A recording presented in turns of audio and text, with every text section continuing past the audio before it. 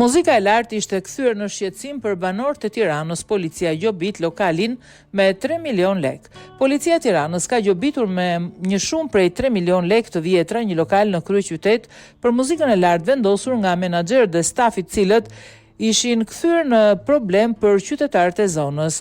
Drejtoria vendore e Policisë Tiranë, Policia e Tiranës, nis kontrollet intensive për matjen e nivelit të zhurmave me qëllim parandalimin e ndotjes akustike dhe garantimin e qetësisë publike. Komisariatët në varësi të DVP Tiranë kanë nisur zbatimin e një planit posaçëm për monitorimin dhe mbajtjen e nivelit të zhurmës në lokale apo ambientet që gjenerojnë muzikë të lartë me qëllim parandalimin e ndotjes akustike dhe garantimin e një mjedisi të qetë dhe të sigurt për qytetarët. Plani masave është ndërmarrë me iniciativë nga Policia e Tiranës, por gjithashtu dhe si një përgjigje drejt për drejt ndaj shqetësimeve të ngritura nga qytetarët përtej kalimin e normave të lejuara të zhurmës, veçanërisht në zonat e banuara dhe gjatë orëve të natës.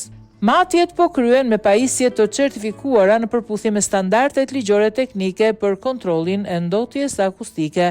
Masat administrative për subjektet e konstatuara në shkelje variojnë nga 2 milion lek deri në 4 milion lek dhe në rast përsëritje deri në pezullimin e aktivitetit. Si rezultat i verifikimeve të deritanishme është konstatuar një subjekt që operonte në kundërshtim me normat e përcaktuara ligjore për nivelin e zhurmës. Ndaj këtij subjekti u vendos një masë administrative me gjobë në vlerën e 3 milion lek, sipas legjislacionit në fuqi.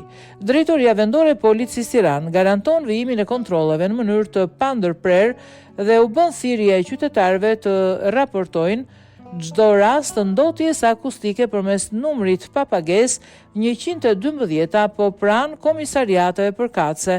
Drejtoria vendore e Policisë Tiranë mbetet e angazhuar në forcimin e partneritetit me komunitetin dhe në ofrimin e shërbimeve që garantojnë rend, siguri dhe mirëqenie për të gjithë qytetarët.